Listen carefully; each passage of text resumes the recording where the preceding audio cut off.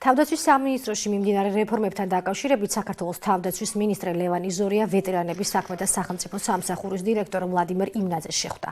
მხარებმა თავდაცვის სამინისტროში მიმდინარე რეფორმები განიხილეს და სამომავლო თანამშრომლობაზე შეთანხმდნენ. შეხვედრა ვეტერანთა საკითხებზე საუბრით გაგრძელდა. ვლადიმერ იმნაძემ ლევან იზორიას ვეტერანთა პრობლემები გააცნო.